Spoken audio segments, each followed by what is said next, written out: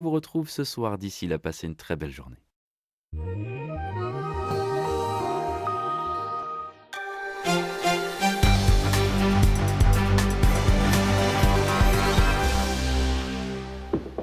Madame, Monsieur, bonjour, il est midi pile. Voici les titres de votre 12-13, préparés par la rédaction des Alpes. Dans l'actualité de ce lundi 18 janvier, des interpellations tôt ce matin à Moirans, en Isère. 3 mois après les violences commises par des gens du voyage. Une vingtaine de personnes sont recherchées. Nathalie Rapuc est sur place. Nous la rejoindrons dans un instant. Comme chaque lundi, nous vous présenterons votre chronique Alpes Express. Vous découvrirez notamment l'usine. C'est l'un des plus grands centres culturels autogérés d'Europe. Il est en plein centre de Genève, tout près du quartier des Banques. On jette un coup d'œil sur le temps qu'il devrait faire aujourd'hui avec, vous le voyez, de la grisaille, des nuages et même quelques flocons de neige attendus en pleine dans le Nord Isère. La justice et l'État sont au rendez-vous, s'est félicité ce matin le Premier ministre Manuel Valls sur Twitter. Après les violences d'octobre dernier, des personnes ont été interpellées à Moirans au cours d'une vaste opération de gendarmerie dans un camp du voyage. Les précisions sur place de Nathalie Rapuc et Franck Serroni. Vers 6 heures ce matin, 300 gendarmes ont interpellé une quinzaine de personnes à Moirans dans le cadre de l'information judiciaire contre X, ouverte le 12 novembre dernier par le parquet de Grenoble. Au total, 20 suspects sont activement recherchés. Il y a 3 mois, une cinquantaine de gens du voyage du camp situé près de la gare a incendié de nombreux véhicules, des violences spectaculaires. Ces émeutes ont eu lieu après le refus de la justice d'autoriser un détenu de la communauté des gens du voyage d'assister aux obsèques de son frère décédé dans l'accident d'une voiture volée. Aujourd'hui, les habitants sont soulagés. Si il y a la police, on est quand même rassurés, puisqu'ils se sont bien déplacés, ils cherchent bien à faire quelque chose. Oui. Ça montre que les choses évoluent dans le bon sens pour rendre la justice et puis punir éventuellement s'il y a des coupables qui ont été entendus ce matin. Ça, après, ça marche dans le bon sens. Ce que Manuel Valls avait promis, il est en train de le tenir. Toute la matinée, des fourgons de la gendarmerie mobile ont circulé dans les rues de Moirans. Et on retrouve sur place, en duplex de Moirans, Nathalie Rapuc. Bonjour Nathalie, on l'a appris ce matin, le ministre de l'Intérieur, Bernard Cazeneuve, est attendu sur place. Oui, tout à fait. Bernard Cazeneuve doit se rendre à la caserne de gendarmerie de l'Isère, la caserne Hoffner, vers 16h30 à Grenoble. Il s'était rendu sur place à Moirans au moment des faits et il était revenu aux côtés de Manuel Valls quelques jours plus tard pour soutenir notamment les habitants et le maire de Moirans. Le maire de Moirans, aux côtés de qui je me trouve, Gérard Simonet, bonjour. Alors dites-nous dans quel état d'esprit vous vous trouvez ce matin après ces interpellations. Alors, bonjour. Tout d'abord, on se trouve dans un état d'esprit ici à Moirans à la fois apaisé, serein et surtout rassuré. C'est vrai que ces événements du 20 octobre avaient touché énormément les Moiranaises et les Moiranais, et moi-même d'ailleurs. On avait été un petit peu choqués par tout ce qui s'était passé, par cette violence gratuite pour quelque chose que les Moiranais ne méritaient pas. Ce matin, le gouvernement a fait des promesses, la justice également, et bien ces promesses semblent tenues. Est-ce qu'on peut dire qu'il y a un avant et un après ces événements ? Alors, il y a eu un avant, il y a un après, et je pense qu'il y aura même un après au long terme. L'avant, c'est que depuis de nombreuses années, on le sait maintenant, on travaillait avec des gens qui sont des gens du voyage sédentaires. Alors j'ai entendu les gens du voyage tout à l'heure dans le retour que j'ai dans l'oreille, mais il faut faire attention, pas faire un amalgame entre ces gens du voyage sédentaire et les gens du voyage qui voyagent, qui passent aussi à Moirans et avec qui ça se passe de mieux en mieux. Je tiens à le dire, je crois qu'il faut qu'on soit très vigilant sur les propos. Deuxième chose que je voulais dire, c'est que nous, nos services, avant travaillaient pour une question de relogement de ces gens du voyage, sédentaires que nous avons à Moirans depuis de nombreuses années, qui sont des Moiranais, entre guillemets.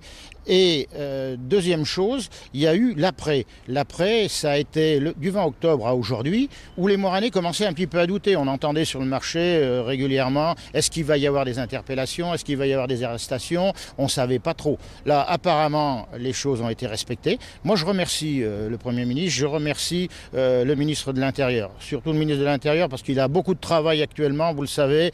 Quand on voit ce qui se passe au niveau national et international, on peut dire qu'on a un ministre de l'Intérieur, et je le dis, tout le monde connaît mes idées politiques, il est en train de mouiller la chemise, et ça c'est important. Et dernière chose, si vous me permettez, parce que c'est important, il y aura un après, parce qu'il va falloir qu'on se remette au travail pour travailler avec ces gens du voyage sédentaire, ceux qui ne seront pas punis, ceux qui ne seront pas impliqués, parce que ça c'est notre devoir de travailler avec eux. Merci beaucoup d'avoir été avec nous. Voilà, Manuel Valls a également tweeté. Il affirme sa détermination pour punir les coupables. Il a tweeté « Fermeté républicaine à Moirans, la justice, l'État sont au rendez-vous ». Merci Nathalie, reportage complet ce soir dans notre journal de 19h. Et puis on parlait justement du ministre de l'Intérieur, Bernard Cazeneuve, qui est attendu à Moirans. Programme chargé pour le ministre de l'Intérieur, puisqu'on vient de l'apprendre. Il se rendra à 18h15 dans les salons de la préfecture pour remettre les insignes de la Légion d'honneur aux sapeurs-pompiers, dont l'acte héroïque a permis de neutraliser l'individu à l'origine de l'attentat perpétré le 26 juin 2015 à Saint-Quentin-Falamier. On le voit sur ces images. Aux assises à Chambéry, 10 ans de réclusion ont été requis vendredi contre l'ancien footballeur de l'Olympique Lyonnais, Ghislain Anselmini. C'est le commanditaire présumé du rapt de Fabrice Fiorez, son ancien coéquipier. La même peine a été demandée contre les deux ravisseurs. Ghislain Anselmini est accusé d'avoir voulu voler une importante somme d'argent en liquide à son ancien ami. Les plaidoiries ont débuté ce matin. Le verdict est attendu pour ce soir ou demain. À Saint-Paul-sur-Isère en Savoie, on est toujours sans nouvelles d'Anne-Cécile Pinel, cette jeune femme de 24 ans qui a disparu le 21 juillet 2014 en Croatie. Elle participait là-bas à un festival de musique. Hier, son entourage s'est de nouveau mobilisé. Reportage de Maxence Regnault et Joël Serroni. Un van, comme dernier souvenir de leur fille disparue. Les parents d'Anne-Cécile le gardent précieusement chez eux car c'est avec lui que la jeune Savoyarde a fait son périple en 2014 jusqu'en Croatie. Et ce van, c'est peut-être aussi la clé pour le futur de l'enquête. Notre avocate nous a dit de le garder précieusement parce qu'il peut y avoir des traces dans ce fourgon qu'on pourra retrouver ou corroborer au fur et à mesure qu'il peut y avoir des avancées dans le domaine judiciaire. Mais pour l'instant, malgré les efforts de ses proches, Anne-Cécile reste introuvable. Une association a même été créée depuis 1 an pour faire parler d'Anne-Cécile Pinel et relayer toute information susceptible d'aider à la retrouver. Problème, Anne-C, comme il l'appelle, a disparu en Croatie, bien loin de l'Hexagone. Si Anne-Cécile avait été du milieu sportif, du milieu de l'audiovisuel, qu'elle se soit rendue en Croatie pour faire de la télé-réalité, on aurait dépêché plein de monde pour aller là-bas. On s'est aperçu que c'est un pays qui est quand même très austère, je dirais même presque hostile. Et en Croatie, on ne sait pas du tout ce qui se passe. Et moi, mon sentiment intime, c'est qu'il ne se passe plus grand-chose du tout en Croatie et qu'Anne-Cécile a été complètement oubliée. Mais ni l'association ni la famille ne veut l'abandonner. Réseaux sociaux, clips vidéo, affichage, partout, ils parlent d'Anne-Cécile. On compte toujours médiatiser l'affaire Anne-Cécile parce que tant qu'on ne l'aura pas retrouvée, notre slogan c'est « On ne lâche rien ». Une pétition de 16 000 signatures sera bientôt transmise au procureur de la République de Lyon, avec l'espoir de mobiliser enfin la France et ses autorités. Nous quittons un instant les Alpes pour voir ce qui se passe dans notre nouvelle région Auvergne-Rhône-Alpes. Elisabeth Fili et Laurent de Bretagne nous emmènent à Vénissieux, près de Lyon. Ils nous présentent la start-up Capsa qui transforme des containers en capsules d'hébergement. Des containers alignés, superposés, stockés, mais aussi démontés. Cette jeune entreprise ne se contente pas de louer ou de vendre des containers, elle les aménage. Son tout dernier modèle est une solution d'hébergement d'urgence appelée capsule, toute petite, à prix réduit. On est à partir de 11 000 € pour une capsule de 12 mètres carrés.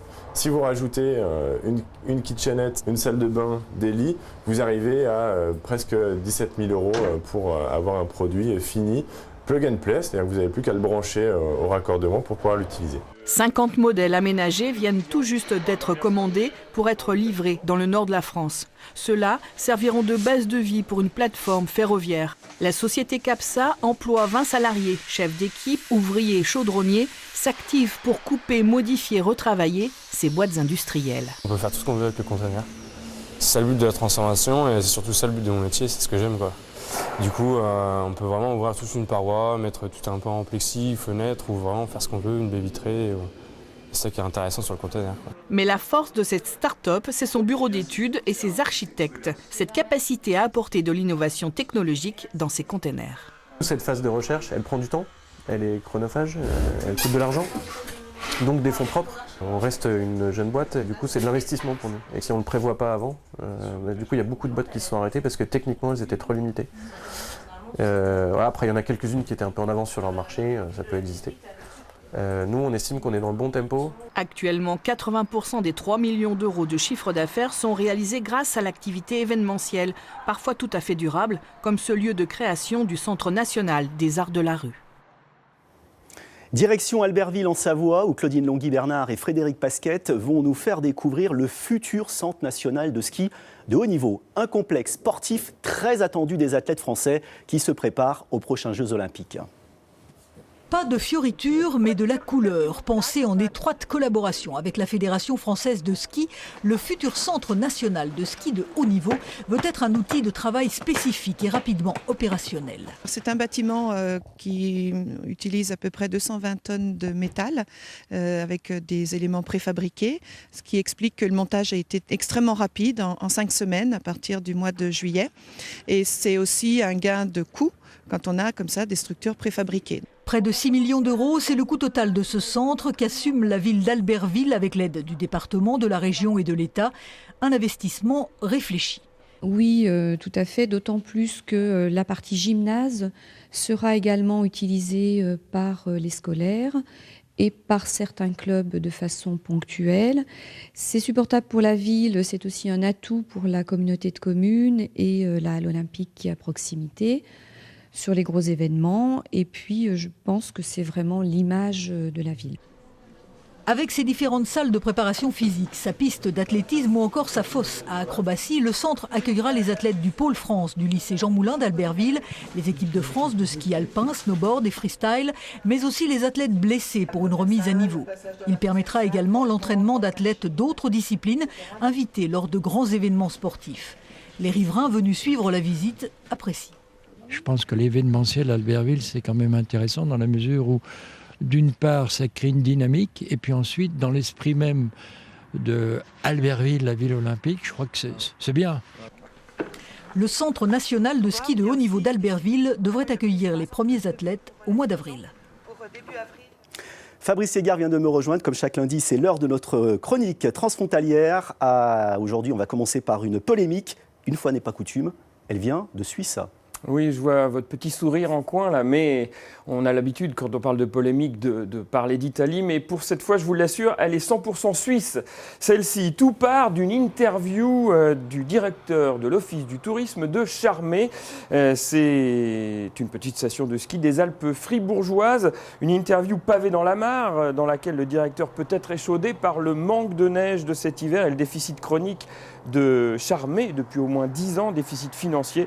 Eh bien, il propose d'abandonner l'activité ski pour transformer la station en centre estival, une façon de prendre acte du réchauffement climatique plutôt radical et qui n'a évidemment pas plu à tout le monde, à commencer, on s'en doute, par le directeur des remontées mécaniques, furieux.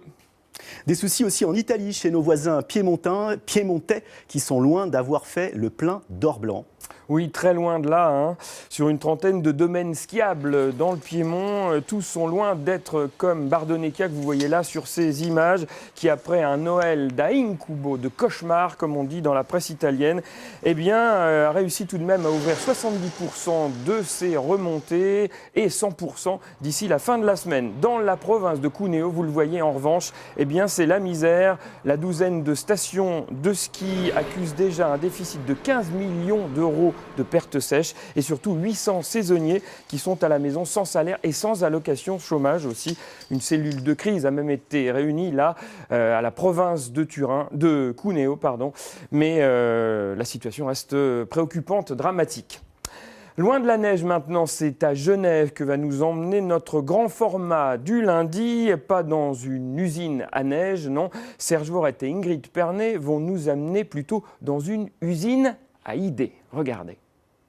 Le Zoo, Kaliningrad, le Spoutnik, Crash Papier, autant de noms exotiques qui parlent de spectacle, d'art et d'essai, de graphisme et même d'archi-couture.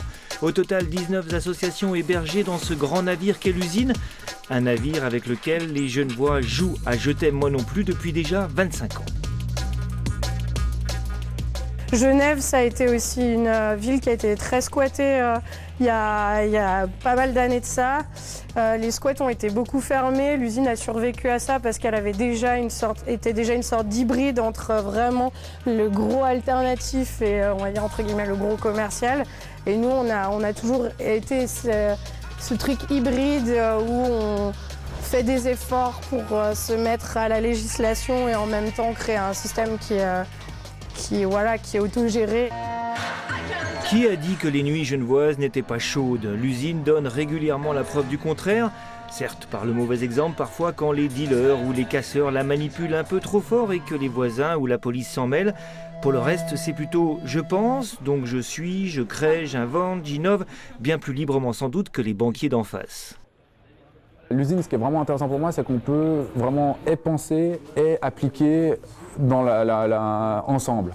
Et puis, on pense une application. On est toujours dans ce cycle-là, c'est-à-dire qu'on n'est pas à l'université qui pense sans faire, et on n'est pas dans la pratique pure, c'est-à-dire toujours le nez dans le guidon. C'est un choc tester, ça, je trouve.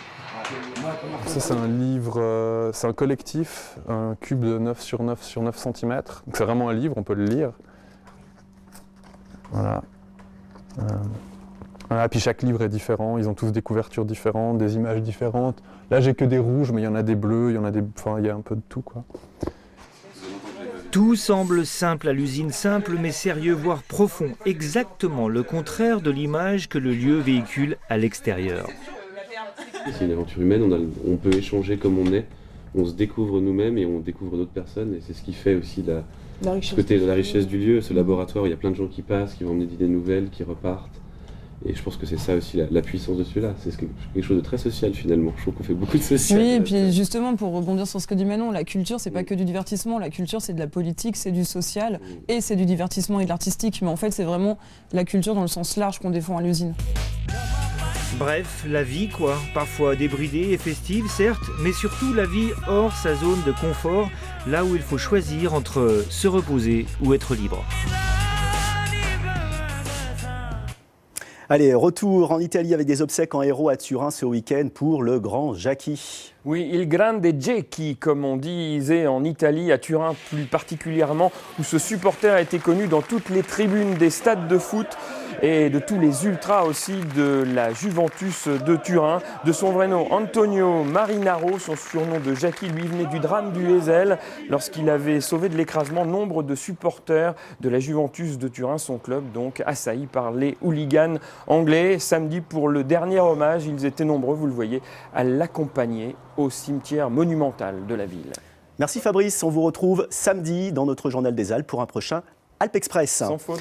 Je vous rappelle cette information que nous avons développée en tout début de cette édition. 15 personnes ont été interpellées ce matin à Moirans, en Isère, lors d'une vaste opération de gendarmerie autour d'un camp de gens du voyage où des violences ont été commises il y a 3 mois. Au total, 20 suspects sont recherchés par les forces de l'ordre et 5 seraient encore dans la nature. Le ministre de l'Intérieur, Bernard Cazeneuve, est attendu cet après-midi. Plus de précisions à 12h30 dans votre édition nationale et ce soir à 19h.